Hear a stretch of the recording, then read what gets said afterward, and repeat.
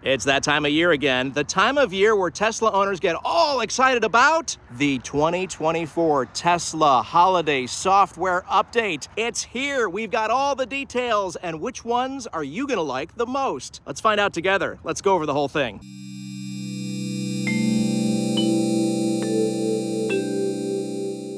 All right, the first thing that we have been waiting for a very long time is actually the Tesla app on your Apple Watch. Most of us have Apple Watches, or at least some of us do, and now we can use it as a key. You can also view the battery charge, open the frunk, turn on the climate control, and there's a lot of other features that we're going to go over as well at some point in a future video. But just looking at this at face value, this just for the phone key feature alone is pretty huge, and I'm pretty excited about finally having this on our watch, because now it's just another way to open and start our cars alongside the key card as well as the phone. What's next? Oh, this is so exciting. It's almost like opening a gift, especially if you haven't seen this before. This is like unwrapping a gift, and this is coming to your car very, very soon, if not already. Save Dashcam and Sentry mode clips to phone. This is basically the same functionality as you already have on your car, but now you could do it on your phone, which is kind of cool. So we've already been able to watch the dash cam and Sentry mode clips. No, just the dash cam, not Sentry mode clips. But now you can do the Sentry mode clips directly from the Tesla app and save them to your phone to edit or share. So that's kind of opening up all kinds of possibilities. But very, very cool that they've added this feature to the app, as well as the functionality talking to the car. We interrupt this 2024 Tesla Holiday Software Update preview to ask you if you would please like the video, as well as subscribe to the channel if you haven't already done so. Thanks so much. Now back to me. Okay, now this one is for you folks that have a Model 3 only and a newer version of the Model 3 without the stocks. If you have stocks, just skip ahead, I guess.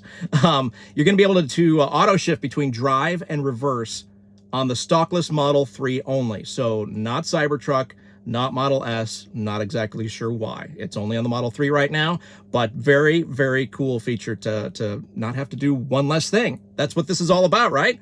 Upgrading your life, basically, is what this is about. All right, as a longtime subscriber of SiriusXM satellite radio, back when I had my Chevrolet Volt and also our 2 Chevrolet Bolts, we just kept upgrading, we just kept subscribing, and it was great. It had all the music there. It worked great. Now that is coming to Model 3, Model Y, and Cybertruck. You Model S owners, let me know. I think you guys already have it. I'm not sure, though. For you road trippers out there, myself included, which is kind of the basis of half this channel anyway, Tesla tips and trips. Get it? Get it? Ah! We have been waiting for this feature for a very long time. Basically, this slider bar is how much guts do you have on a road trip? Do you have no guts, or do you want to go all the way down to 5% and arrive at your destination? You can now set the preferred battery charge level for when you arrive at your destination. Myself personally, it's going to be at 5%. How about you?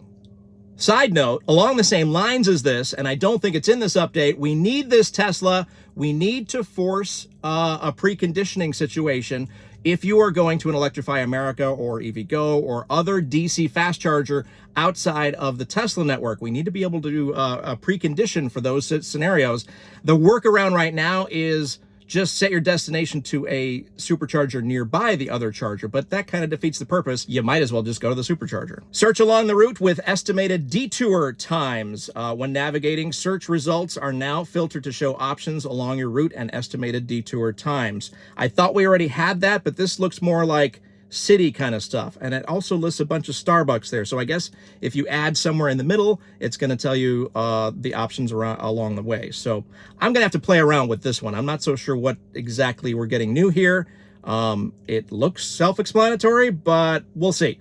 I'll have to play around with that one. All right, this one ups the cool factor to like a 10,000. There's no other car that I know of on the market that is gonna have weather maps right on the nav screen.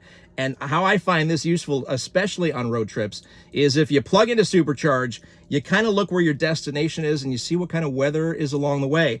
It already factors in wind, which is a big factor when you are doing a road trip and, you know, doing long distance driving. You kind of want to know about that wind factor because it does affect the range. There's no question about it. Now we've got Precipitation, basically rain, to check the weather right there on your nav. I can't wait to see this one. All right, if you owned a car, you know, in the last 15 plus years, you already had this for a very long time. And why Tesla hasn't had it has been a huge topic of debate. Rear cross traffic alert. Duh! We've got all the tech on board. Why has this not been a thing until now? When in reverse, your vehicle will alert you if it detects pedestrian or vehicle crossing behind you, and you'll get the rear, the red thing on the screen, just like you do with the turn signal indicators, which is, you know, it's about time. I think we first heard about this feature in 2020 or so. Tesla said, yeah, we're going to do it. And here we are in 24, and we're just getting it. An audible warning also, which is also nice. Hey, you Cybertruck owners, you've got some nuggets here just for you. Cybertruck custom wraps and license plate customization, which is kind of cool. I mean, look at this. You've got the graffiti Cybertruck thing on there. You've got black, you've got rust. You could put in your license plate, which I thought was coming to all Teslas, but I guess maybe Cybertruck is first. Very, very cool.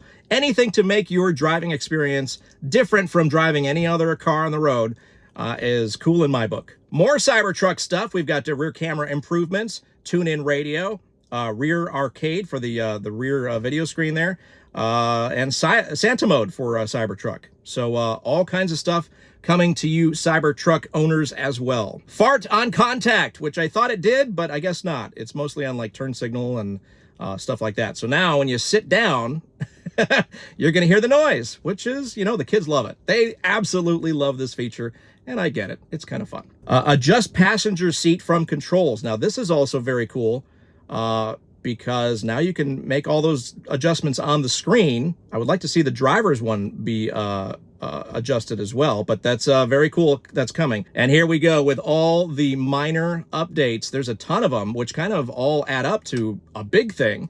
Rear screen remote now allows video playback controls in Drive. Find nearby parking at your destination or any point of interest. Very cool. When reversing, music volume can automatically lower to reduce distractions. I like that. It sounds like you can turn it on or off, though. Navigation will dynamically route around road closures. Love that. Thought it was already there, but great. It's officially there now. Sentry mode, mobile app notification if the door handle is pulled. Somebody trying to get in or work their way in or trying to figure these things out. That's kind of cool. Energy app consumption page for Model S, X, and Cybertruck. I didn't know you guys didn't have that, so hats off to you. Now you've got that cool feature that us 3 and Y people have already had. Vehicles without premium connectivity can now see traffic on their navigation route. Very interesting. I have a feeling you're going to need premium connectivity for some of these other features. We're going to find out more about that as soon as this update starts hitting more and more cars.